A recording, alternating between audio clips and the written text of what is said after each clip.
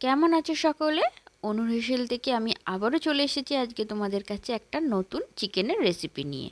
আর এই রেসিপিটা করার জন্য আমার প্রথমেই একটা মশলা তৈরি করতে হবে। সেই মশলাটা করার জন্য আমি কয়েকটা কাজু, কিশমিশ, একটা কাশ্মীরি লঙ্কা আর এক মুঠো, মানে হাতের মুঠোতে যতটা ধরবে ওই রকম এক মুঠো ধনেপাতা দিয়ে বেশ ভালো করে একটা পেস্ট তৈরি করে নেব।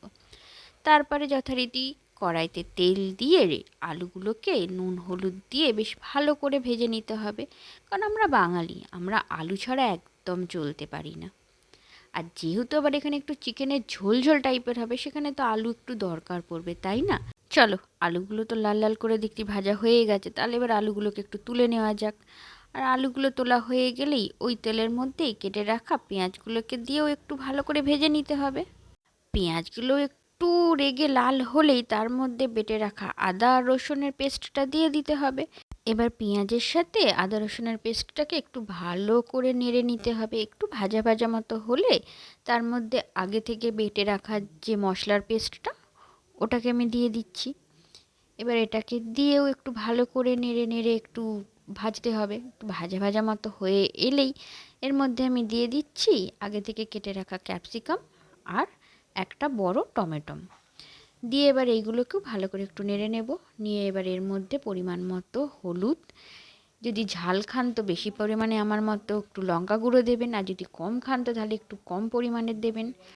এবার এর মধ্যে অল্প একটু জিরে গুঁড়ো, অল্প একটু ধনে গুঁড়ো আর একটু মিট মশলার গুঁড়ো দিয়ে দিচ্ছি।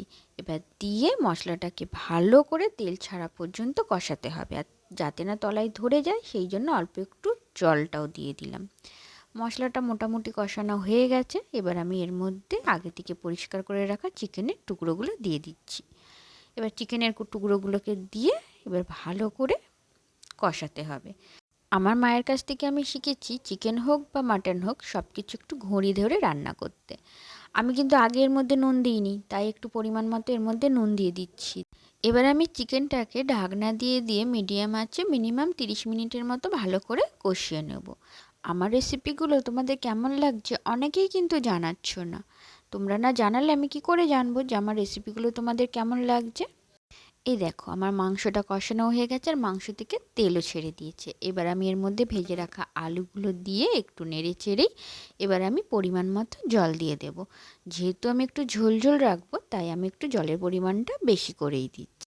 আমার ইউটিউব পরিবারের নতুন সদস্যদের আমি অসংখ্য ধন্যবাদ জানাই এবং অসংখ্য ভালোবাসা জানাই আমার পাশে থাকার জন্য আর আমাকে এইভাবে সাপোর্ট করার জন্য। তোমাদের এই সুন্দর সুন্দর রেসপন্সের জন্য আমার নতুন নতুন রান্না শেখার প্রতি যেমন আরও আগ্রহ বাড়ছে, তেমনি সেই সব রান্নাগুলো তোমাদের সাথে শেয়ার করার জন্য আগ্রহ বাড়ছে। আমার রান্না প্রায় হয়ে গেছে, আলুগুলোও সেদ্ধ হয়ে গেছে, মাংসও সেদ্ধ হয়ে গেছে। এবার আমি এর মধ্যে গরম মশলা দিয়েই নামিয়ে নেব।